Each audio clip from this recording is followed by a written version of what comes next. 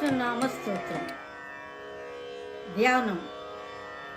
సింధూరారుణ విగ్రహం త్రినయనం మాణిక్యమౌళి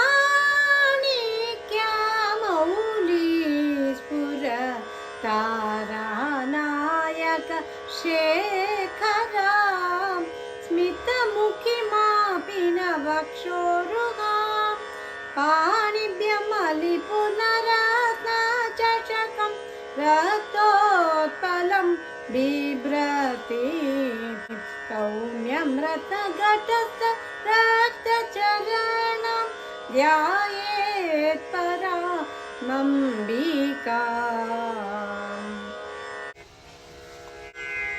ஸ்ரீ லலிதா சஹஸ்ரநாம பாராயணம் பாகம் 16.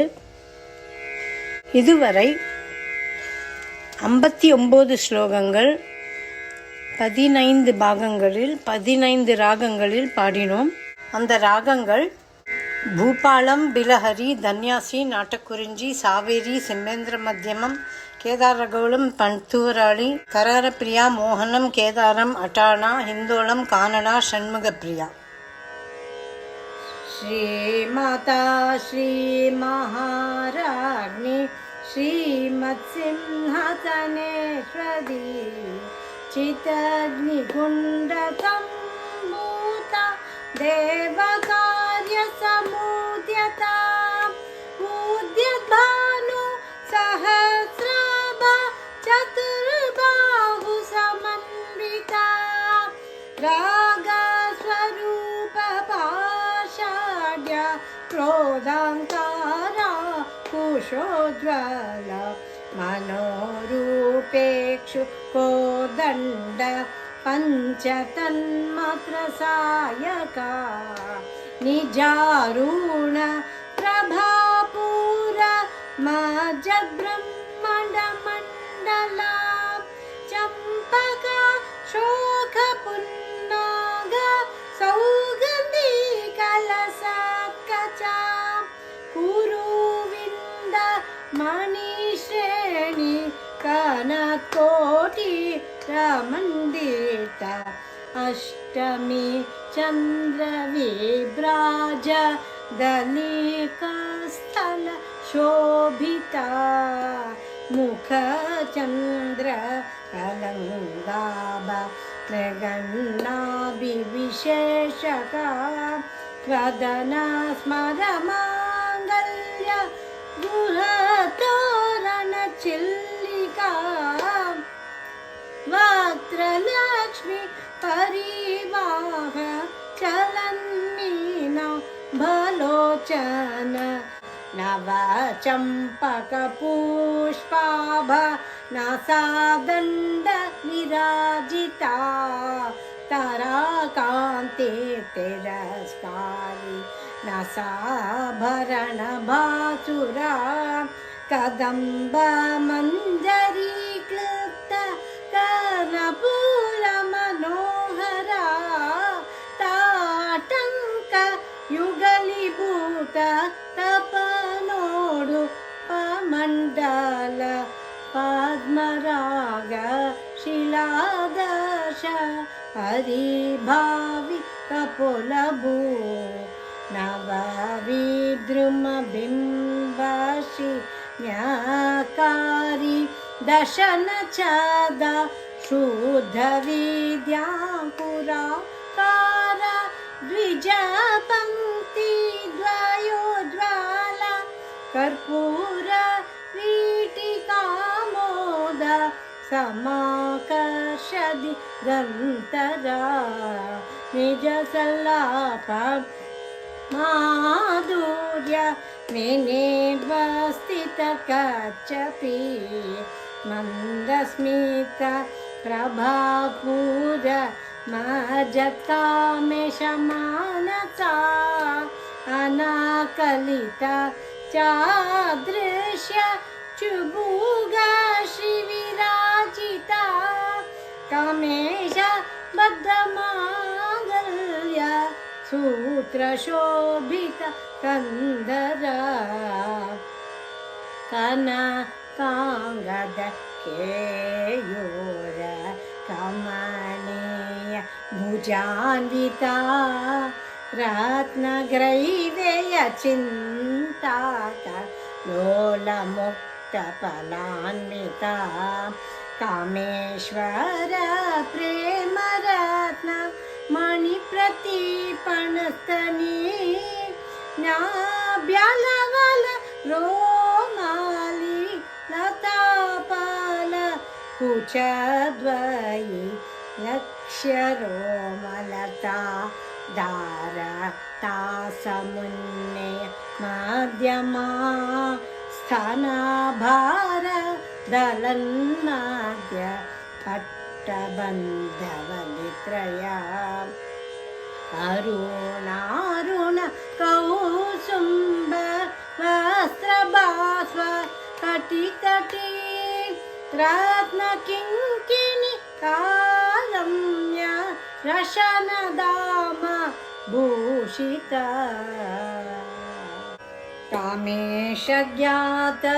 कामेशज्ञातसौभाग्य माधवोरुद्वयान्विता माणिक्य मकुटकार जानुद्वय विराजित इन्द्रगोप परीक्षिप्त स्मरतुडाभ जङ्गिका गूढगुल्फ कूर्मपृष्ठ जयिष्णु प्रपदान्विता नखदीर्घिति सञ्चन्न नमजन तमोगुण पदद्वय प्रभाजाल पराकृत सरोरुह सिञ्चान मणिमञ्जीर मण्डित श्रीपदाम्बुजा माराली मन्दगमन महालावण्य शेवधी सर्वारुण अनवद्यांगी सर्वाभरण भूषिता शिवकामेश्वरङ्गस्था शिवा स्वाधीनवल्लभा सुमेरुमध्य शृङ्गस्था श्रीमन्नगरनायिका चिन्तामणि गृहान्धस्था पञ्चब्रह्म संस्थिता महापद्माटवी संस्था कदम्बवनवासिनी सुधासागर मध्यस्था कामाक्षी कामदायिनी देवर्षिगण संघात सूयमानात्म वैभवा भण्डासुर वधोद्युक्त शक्तिसेना समन्विता सम्पत्करी समारूढ सिन्दूरव्रज सेविता अश्वारूढ दृष्टिताश्व कोटि कोटि विरावृता चक्रराज रथारूढ सर्वायुध परिष्कृता गेयचक्र रथारूढ मन्त्रिणी परिसेविता किरीचक्र रथारूढ दण्डनाथ पुरस्कृता ज्वालामाली निकाक्षिप्त वह्निप्राकार मध्यगा भण्डसैन्य वधोद्युक्त शक्तिविक्रम हर्षिता नित्यापराक्रमाटोप निरीक्षण समुत्सुका भण्डपुत्र वधोद्युक्त बालविक्रमनन्दिता मन्त्रिण्यं विरचित विषङ्गवध तोषिता विशुक्र प्राणहरण वाराही वीर्यनन्दिता कामेश्वर मुखालोक कल्पिता श्री गणेश्वरा महागणेश निर्भिन्न विघ्नयन्त्र प्रहर्षिता भण्डासुरेन्द्र निर्मुक्त शस्त्र प्रत्यस्त्र वर्षिणी कराङ्गुलीनकोत्पन्न नारायण दशाकृते महापाशुपता स्राग्नि निर्दग्धासुरसैनिका कामेश्वरास्त्र निर्दग्धा सबण्डा सुरशून्यका ब्रह्मोपेन्द्र महेन्द्रादि देव संस्तुत वैभवा हर नेत्राग्नि संदग्ध काम संजीव नौषधि श्रीमद्वा भवकूटैक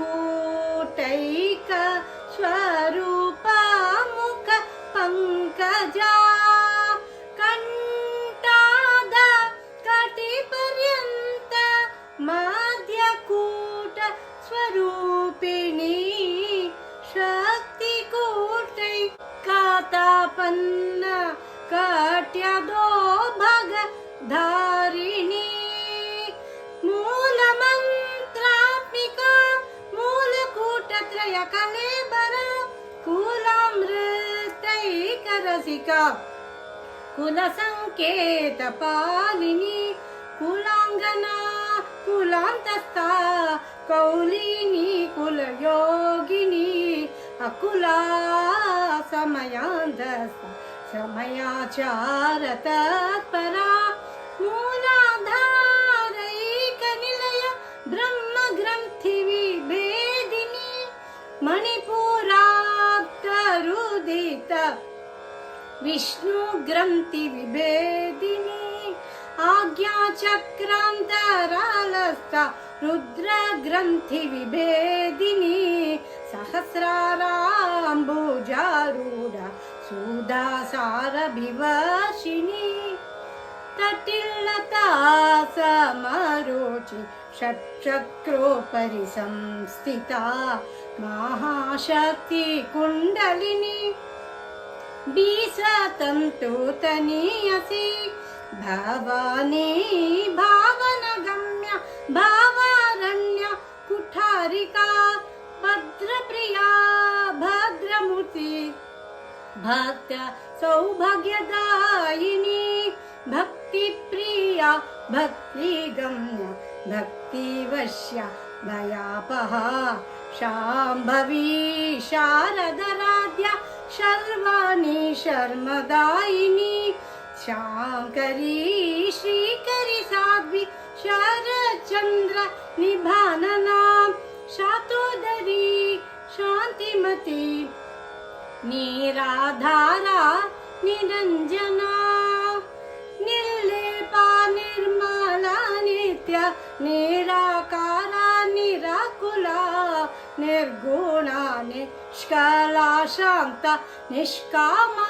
निरुपप्लवा नित्या मुक्ता निर्विकारा निष्प्रपंचा निराश्रया नित्या शुद्ध नित्या बुद्ध निरवध्या निरंतरा निष्कारण निष्कलंग निरूपाधि निरीश्वरा निरागा रागमथनि निर्मादा मदनाशिनी निश्चिंता निरहंकारा निर्मोहा मोहनाशिनी निर्मामा ममता हंत्री निष्पापा पापनाशिनी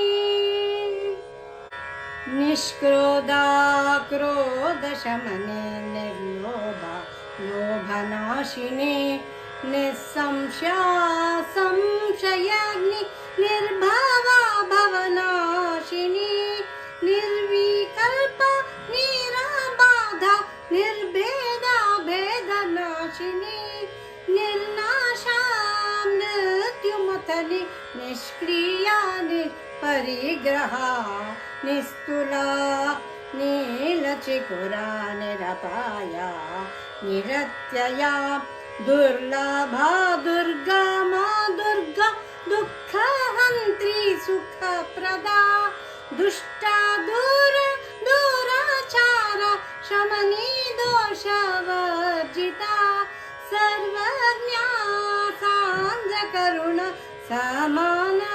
समानाधिकवर्जिता सर्वशक्तिमयी सर्वमङ्गला सद्गतिप्रदा सर्वेश्वरी सर्वमयी सर्वमन्त्रस्वरूपिणी सर्वयन्त्रात्मिका सर्वतन्त्ररूपमनोन्मनी माहेश्वरी महादेवी महालक्ष्मी मृडप्रिया महारूप महापूज्य महापतकनाशिनी महामाया महासत्व महाशक्ति महारति महाभोगा महेश्वर्या महावीर्य महाबला महाबुद्धि महासिद्धि महायोगेश्वरेश्वरी महातंत्र महामंत्र महायंत्र महासन महायागक्रमाराध्य महाभैरव पूजिता महेश्वर महाकल्प महातांडव साक्षिणी महाकामेश महिषी महात्रिपुर सुंदरी चतुष्षष्टि उपचराढ्य चतुष्षष्टि कलामयी महाचतुष्षष्टि कोटि योगिनी गणसेविता मनोविद्या चंद्रविद्या चंद्रमंडल मध्यगा चारु रूप चारु हास चारु चंद्र कलाधरा चराचर जगन्नाथ चक्रराजनिकेतना पार्वती पद्मनयन पद्मराग समप्रभा पंचप्रेत सनासीन पंचब्रह्म स्वरूपिणी चिन्मयी परमानंद विज्ञान गणरूपिणी ध्यान ध्यातृदेय रूप धर्म धर्म विमजिता विश्वरूपा जागरिणी स्वपन्ति तेजसात्मिका सुप्ता प्रज्ञात्मिका तुर्य सर्वावस्था विवर्जिता सृष्टिकर्त्री ब्रह्म रूप गोप्त्री गोविंद रूपिणी. இன்று நாம் ஸ்லோகங்கள் 60 63 வரை பாடுவோம். ராகம் வசந்தா. ஒவ்வொரு செவ்வாய்க்கிழமையும் வெள்ளிக்கிழமையும் 4 ஸ்லோகங்கள் வெவ்வேறு ராகத்தில் பாடி சமர்ப்பிக்கின்றேன். ஸ்ரீ லலிதாம்பிகையின் அருளால் இந்த ஸ்ரீ லலிதா சஹஸ்ரநாம ஸ்தோத்திரம் பாராயணம் தொடருவோம். பாகம் 16 ராகம் வசந்தா. चारु रूप चारु हास चारु चंद्र कलाधरा चराचर जगन्नाथ चक्रराजनिकेतना पार्वती पद्मनयन पद्मराग समप्रभा पंचप्रेत सनासीन पंचब्रह्म स्वरूपिणी चिन्मयी परमानंद विज्ञान घनरूपिणी ध्यान ध्यातृदेय रूप धर्म धर्म विवर्जिता विश्वरूपा जागरिणी स्वपन्ति तेजसात्मिका सुप्ता प्रज्ञात्मिका तुर्य सर्वावस्था विवर्जिता सृष्टिकर्त्री ब्रह्मरूप கோப்த்ரி கோவிந்த ரூபிணி. இந்த 4 ஸ்லோகங்கள் 60லிருந்து 63 வரை ராகம் வசந்தாவில் பாடினேன். இப்பொழுது இந்த 4 ஸ்லோகங்களின் அர்த்தம் சொல்றேன். சராச்சர ஜெகநாதா, அசையும் பொருள் அசையா பொருள் இவ்விரண்டின் ரூபமான ஜெகத்திற்கு ஈஸ்வரியாக இருப்பவள். சக்கரராஜ நிகேதனா, திரைலோக்கிய மோகனம் முதலிய 9 சக்கரங்கள் அடங்கிய ஸ்ரீ சக்கரத்தையே இருப்பிடமாக கொண்டவள். பார்வதி, பர்வதராஜனான ஹிமவானின் புத்திரி.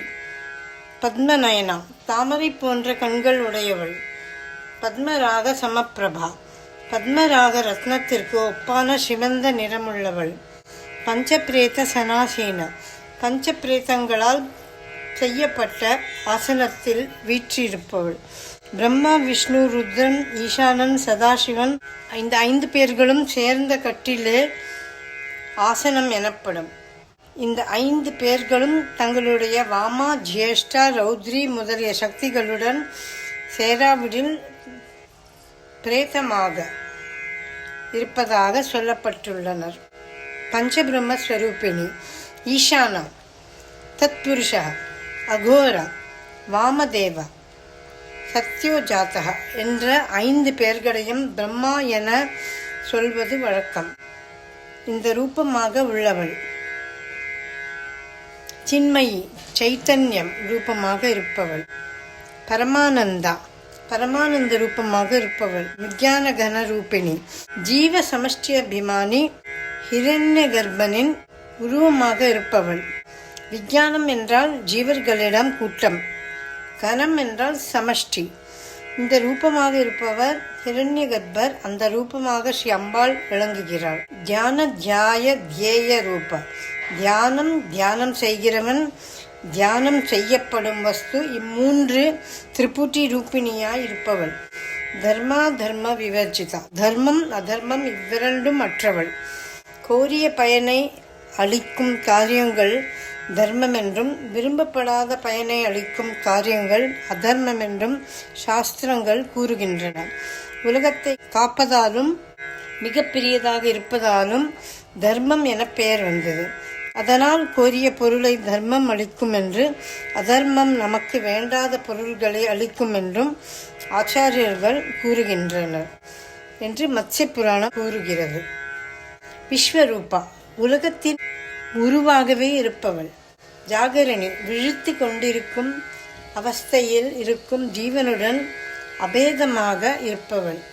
ஸ்வபந்தி, ஸ்வப்ன அவஸ்தையில் இருக்கும் ஜீவனுடன் அபேதமாக இருப்பவள்.